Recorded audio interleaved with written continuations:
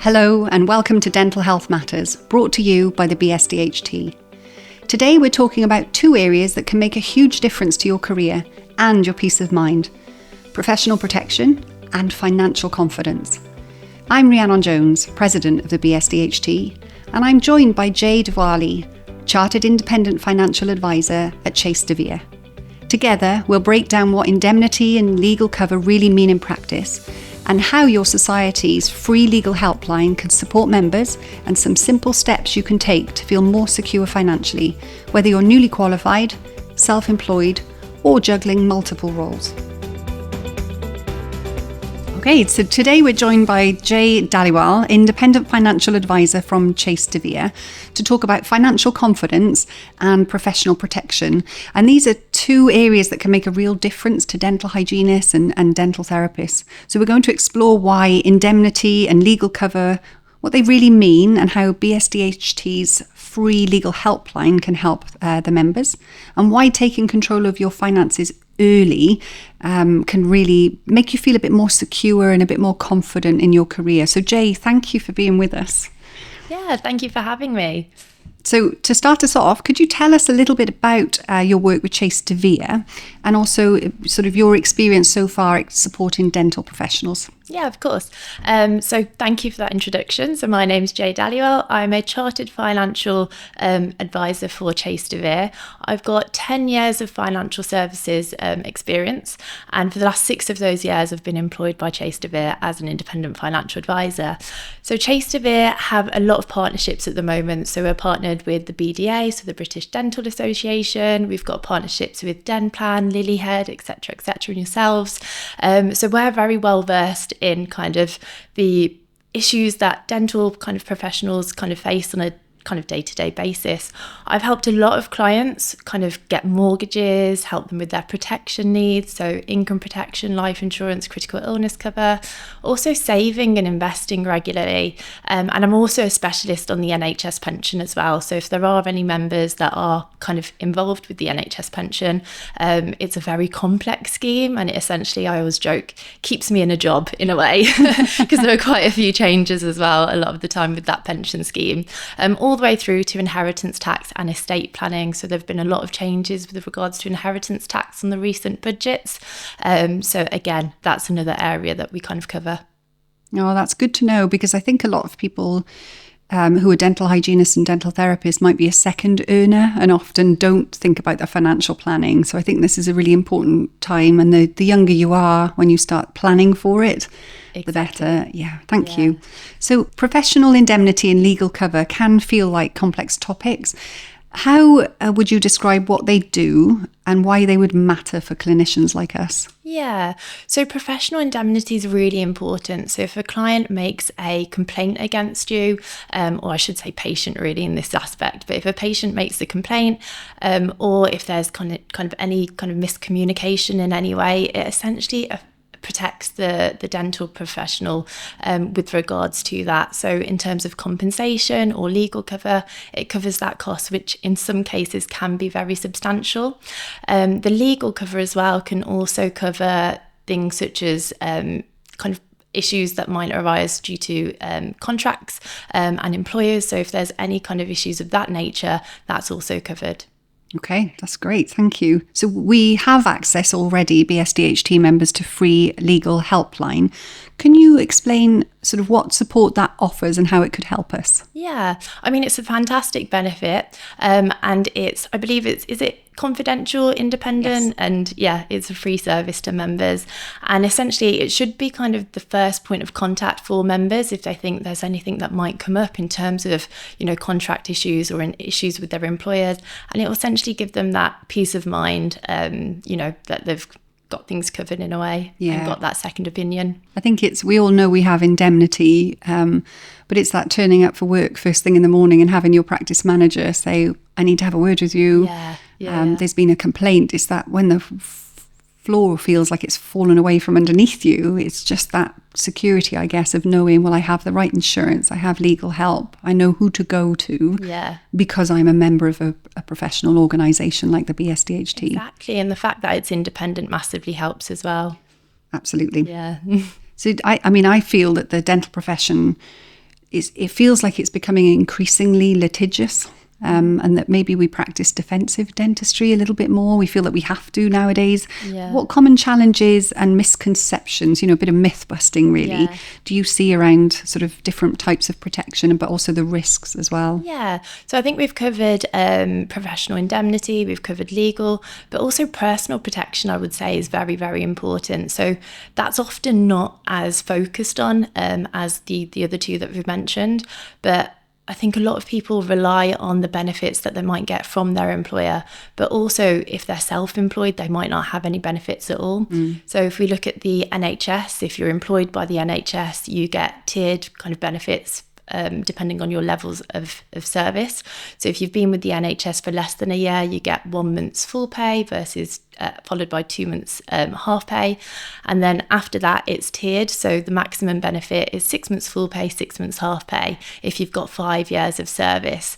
But after that, or again, if you're self-employed or if you don't work for the NHS, you might not have that level of benefit.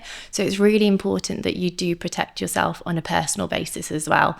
And that's where products such as income protection are really important. So income protection essentially covers you if you can't do your job. So you can get it on an own occupation basis and you can have it specified to your particular role. So if you can't do that job, it will pay out a monthly benefit tax-free. And we usually set it up until state pension age or the age that that person kind of wants to retire.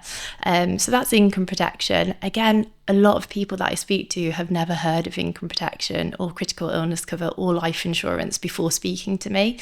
So again, that's kind of a common challenge. We've then got critical illness cover. So that is essentially a policy that pays out if you're diagnosed with a serious illness on a list of illnesses. The common ones are cancer, stroke, heart attack, things of that nature. Usually there's a defined list of conditions that are covered by that policy. Again, it has a term, so you can choose how long you want that cover for, and that essentially protects you if you're diagnosed with any of those illnesses and you don't then have to rush to go back to work.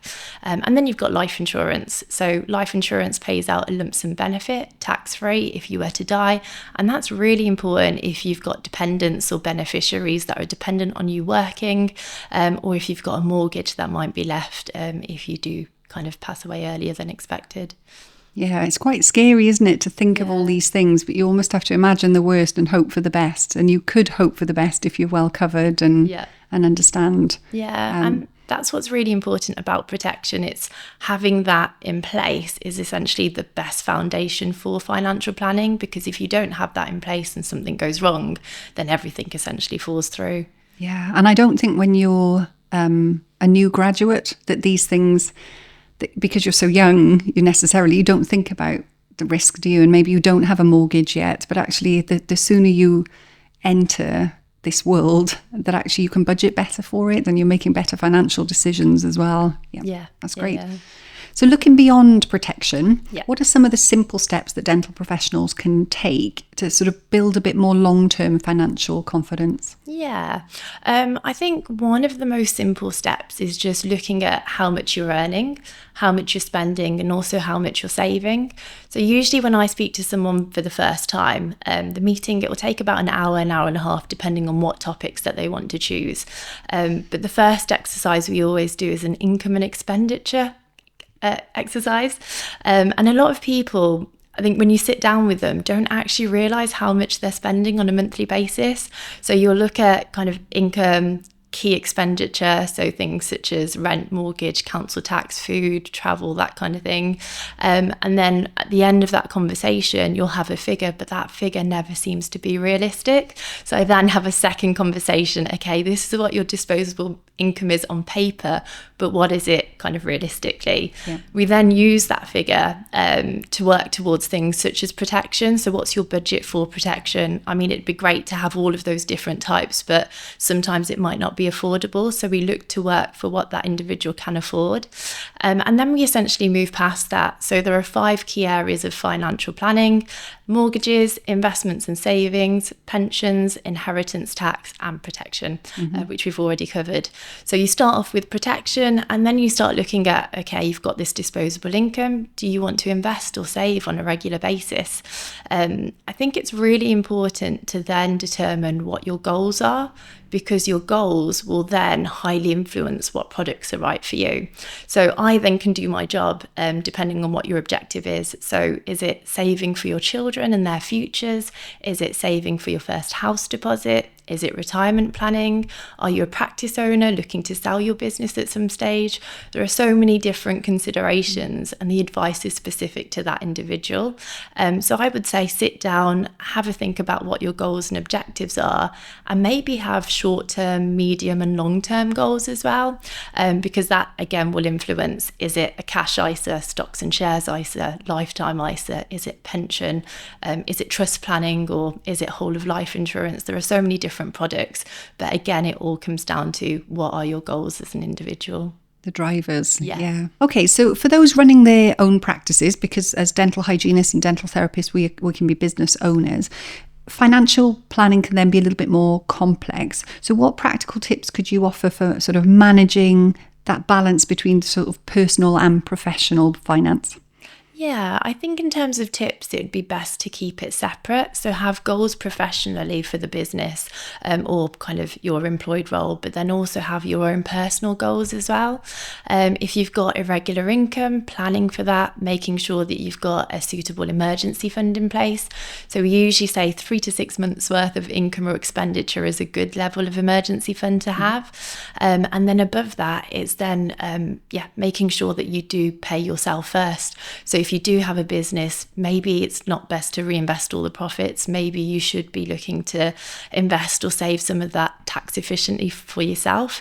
And you can do that through investments, or you could do that through a pension through the company as well, which a lot of people overlook.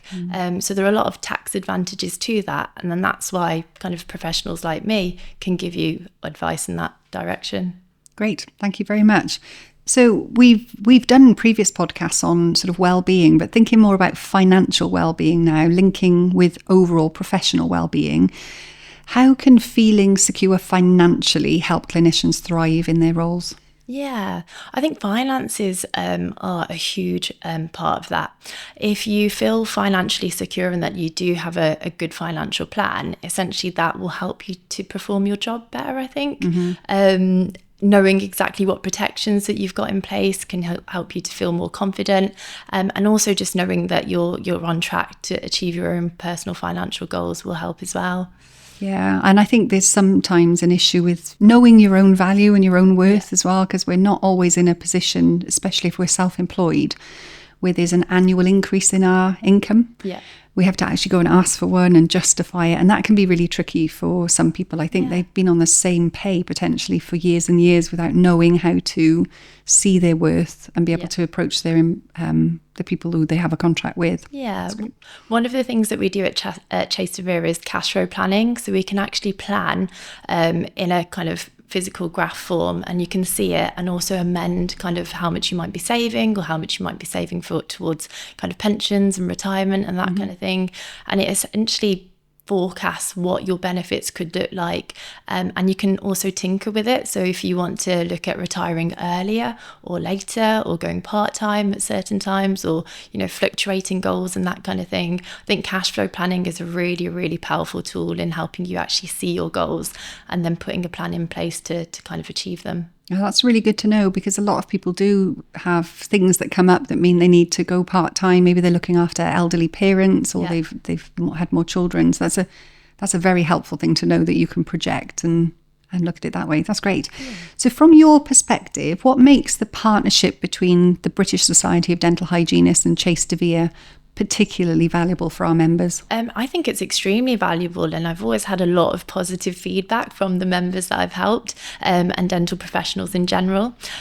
So Chase de Vere obviously have those associations with a lot of different bodies, and we are well versed in the issues that kind of dental professionals might face. And because we've got that experience in helping them, we also have a lot of hints and tips that can also help members in a similar situation.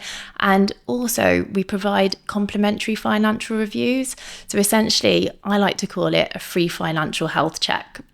So if you could get a free MOT on your car or your body, you would obviously do that. So why would you not do that with your finances?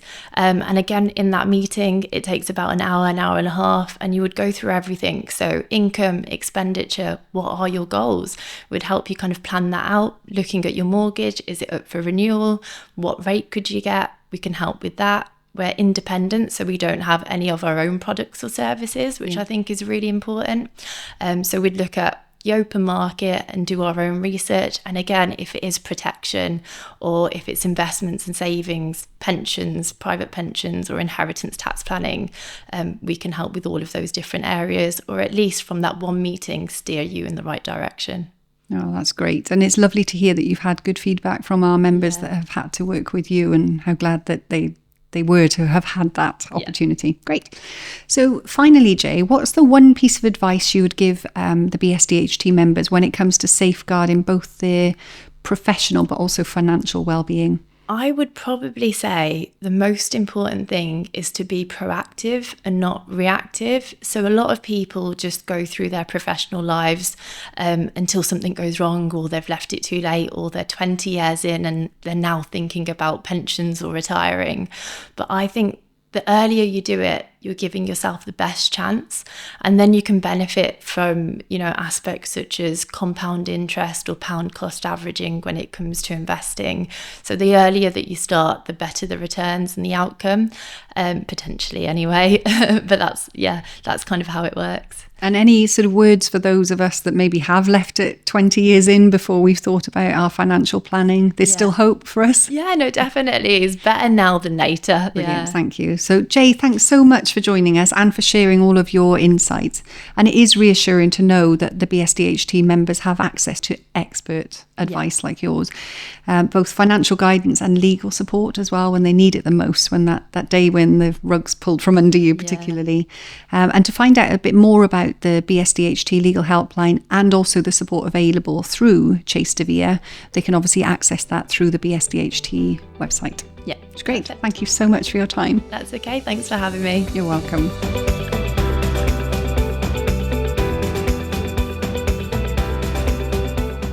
Hello, it's Simone Rosario, President-elect for BSDHT. This episode's members' question has asked, can a dental therapist provide clear aligner treatment? They even outlined the process as well that the dental therapist will take. The dental therapist will take intraoral scans and photos. They will send the scans and images to the laboratory. The laboratory software will establish if the patient is suitable for clear aligners and how many aligners they will require to achieve the optimum result. The laboratory will provide a treatment plan, and if the patient wishes to proceed, they will produce the aligners. They also asked whether the dentist colleague will be required to prescribe the treatment to the dental therapist to conduct this treatment plan that's outlined above. They also asked, would a dentist be required to sign off the treatment plan? Here is our response. Although the steps outlined are performed by a dental therapist, the treatment of orthodontic care is not within the scope of a dental therapist. Orthodontic therapists still require a prescription from an orthodontist, and it is not enough to have a treatment plan from a laboratory. We also added in our response that all titles on the GDC register are protected titles, and although an individual could be considered trained and competent, they also need to be indemnified and would need to work within the scope within that registrant title. We also shared that if this was the worst case scenario, would the dental therapist have a defence in carrying out the treatment and the decisions that were made? So therefore, at present, we suggested and highly stressed that the dental therapist colleague did not participate in the treatment of orthodontic care, as it is not deemed within our scope. An orthodontic treatment, which involves the movement of teeth, we reiterated again, was not within the scope of a dental therapist. That brings us to the end of today's episode of Dental Health Matters. Thank you so much for listening. I hope you found today's conversation helpful and informative. If you enjoyed this episode, please remember to subscribe, leave a review, or share it with someone who you know might benefit. See you next time.